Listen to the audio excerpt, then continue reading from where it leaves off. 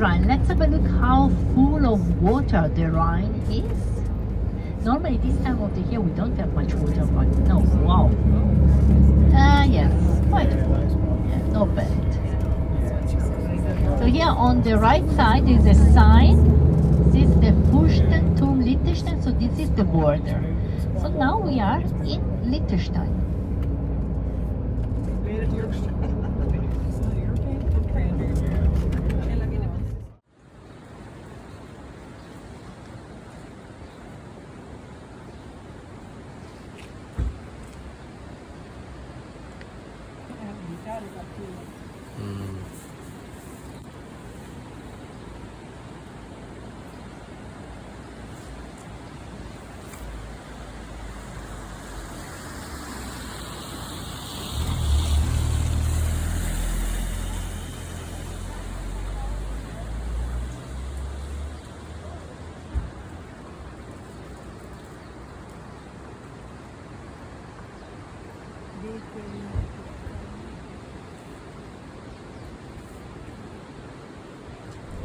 We stay a little bit of time there and then we come down. We can walk around, we can take photos, we can enjoy a nice drink.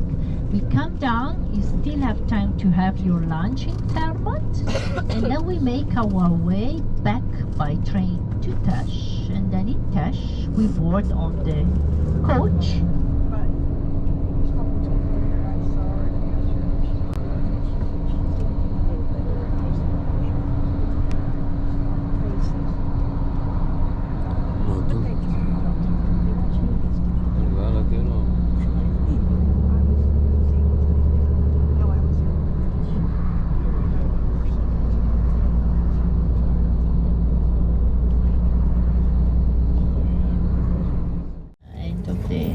Century, and this is the high street, and this building on the right, which is very beautiful, this is das Geland, it's the Parliament House. And coming up on our right side we have a grey building without, well, first a brownish building, that is the post office coming up. Look how big it is, a huge post office where we are going to stop. Now I show you where you have some washrooms. Here on the right side, see this tiny concrete building where it's written Willkommen. That is the toilet. And you know, sometimes we have to pay €1, so it's actually open for everybody. In front of us, this is the town.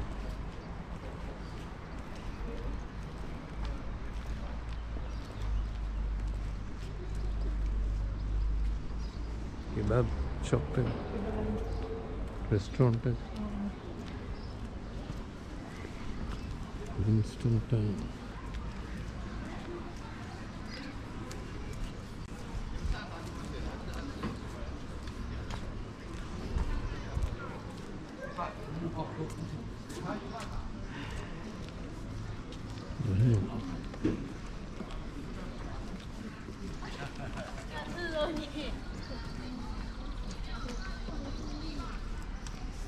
Stage का कौन सा तीन देना पहले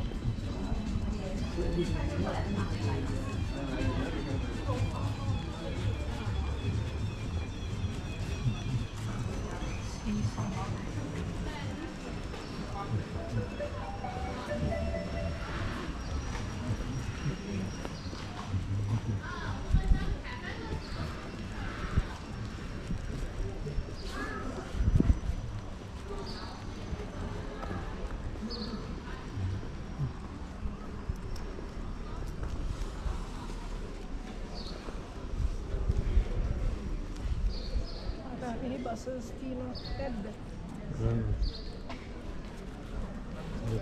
Amehnietto.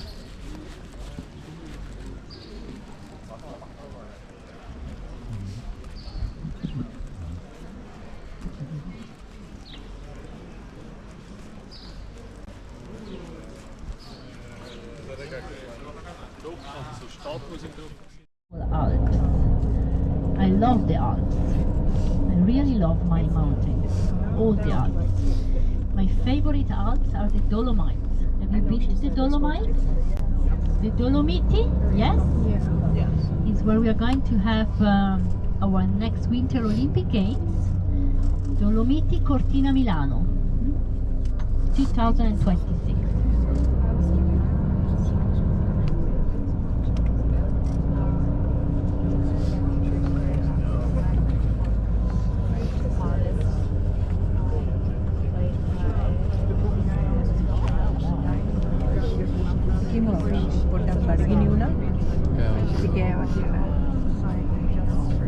We are already surrounded by Alps here. Again, it's a little bit cloudy at the moment, but at the moment, so later on it will be better. These are the Retiche Alps. I'm going to speak about the Alps on the way when we go up to St. Moritz. When we will be there on Saturday.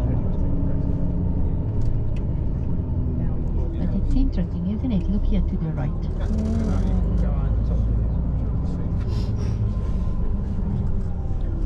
If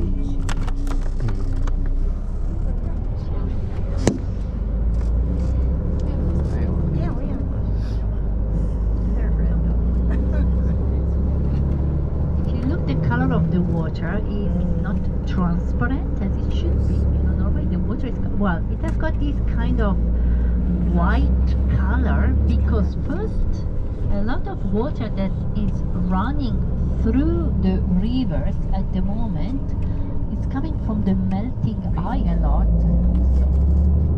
but mainly it's from the glacier. Here on the right side, Schweiz.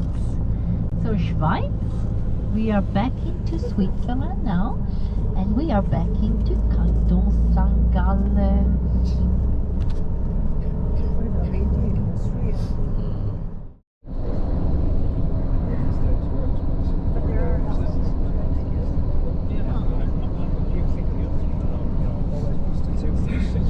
Yeah, if you look to the right, you can see where the two Rhines are merging. We have the Inter-Rhine and the Fur-Rhine, because the Rhine has got two sources, and they merge here, and this I is see. one Rhine. Beautiful frescoes that we find here in this area. It's a very old church with a beautiful acoustic. They have many times, especially in the summer, because in the winter it's too cold, they have concerts.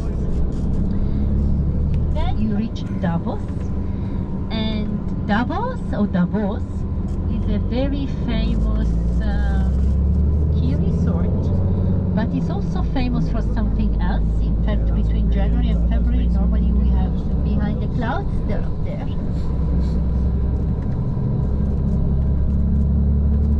Now this is an area where you can ski in the village of Savony, which is the next. This is the Julia River, which comes down from the Julia Pass. So somebody from that, you ask, you send a letter or you ask a permit to cut, let's say, 20 trees that you have in your land, the mountain, and then somebody from the forestry department will come and will tell you which one you are allowed to cut, if you have to replant them, because you know the trees up in the mountains are providing a protection against landslide and avalanches in the winter. They're very important. Snow. Now, when they built this dam, talking about 1940s probably, there was a village at the bottom of the valley, the Muparea village, with a road. So when they decided to build this, dam, they covered the old village Now we can see, oh, look at the river here to the left. This is the Julia River. Huh? Quite scary.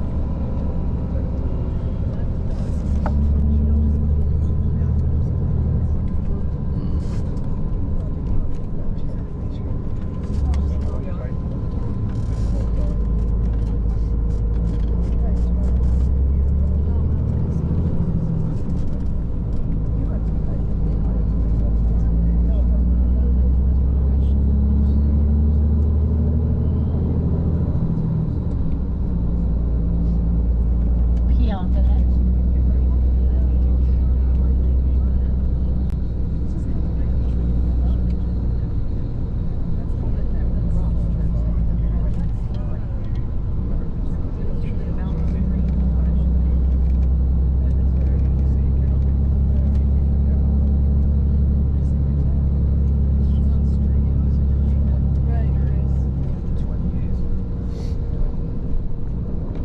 Now here we can see in a moment some cows. You know, these are the problem in the future, and so we have to be to understand that we should save water, because we do not save water at all. We waste a lot of water because we have a lot of it.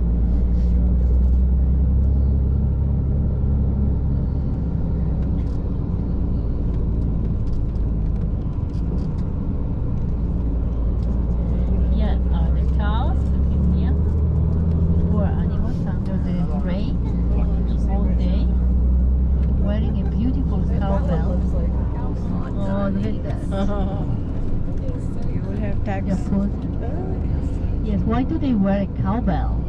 Because, you know, when they go up in the mountain, like today, here, you know, sometimes it can be very, very foggy, so they get lost.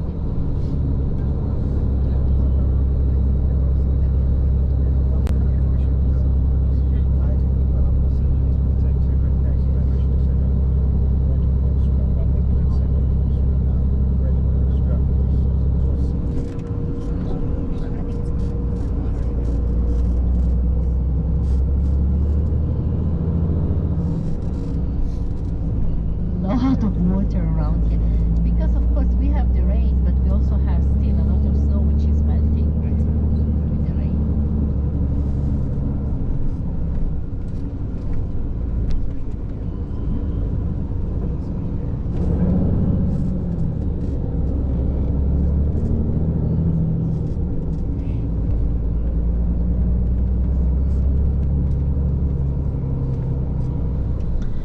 This is the Upper Engadine Valley, and the most important town that we have here is the town of St. Moritz, which is, so look at the Alps with the first fresh snow on top, on the right, straight in front of us at 1 o'clock. St. Moritz is one of, actually, the oldest ski resort in the world. Did you know that? And it's one of the finest ski resort that we have here in Europe, for sure. Very elegant, different from St. Moritz, different from Zermatt. When we speak about St. Moritz, we speak about winter sports. They do all the winter sports that you can do when you have snow. And who started skiing here? Well, you know, remember one thing, that the people who discovered the beauty of the Alps were the British, and they were the first people who started skiing in St. Moritz more than 100 years ago. They were the people who discovered the beauty of the Bernese Oberland region, Interlaken. Edward Whymper was the first man who was able, and he was British, to climb to the top of the Matterhorn. So, you know, they came here in the 19th century to discover the beauty of the Alps. And they used to come to St. Moritz only during the summer season. St. Moritz was just, you know, a small recreation, you know, an area where people used to come in the summer because the air was good, the water was very good. So it was just a small village with few pensions at that time. We are talking about the mid of the 19th century. But what happened then? There was a very clever man from St. Moritz. His name was Johannes Badrut. Johannes Badrut was he came from a very humble family. He worked, a little bit as a porter in the different small hotels that they had here until he saved up a lot of money and he was able to buy a small pension for himself.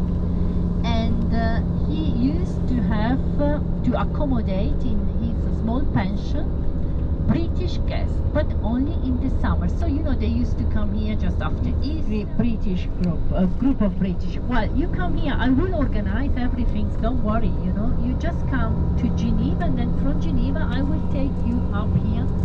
And he took them up here using his sledding from all over the world, and very rich people, because St. Moritz is very expensive, especially in the winter.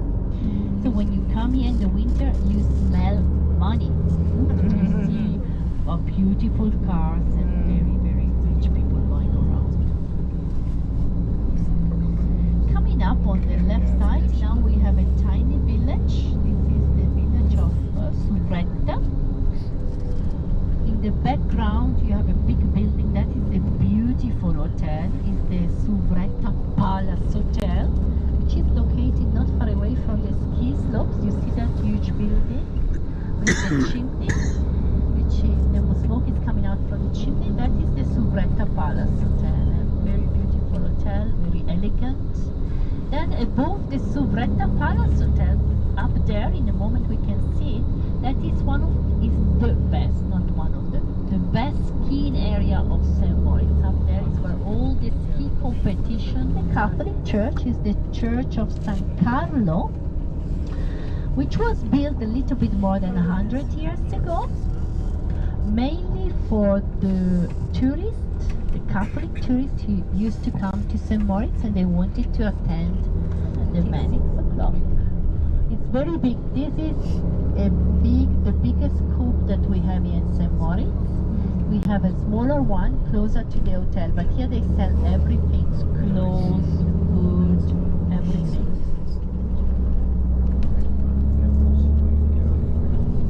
Still we have many modern buildings like this one here in St. Moritz. Modern, old building all together. They like it very much here in St. Moritz. Down there we have the lake of St. Moritz, and we have a beautiful promenade around the lake, a walk that you can do in roughly 1 hour.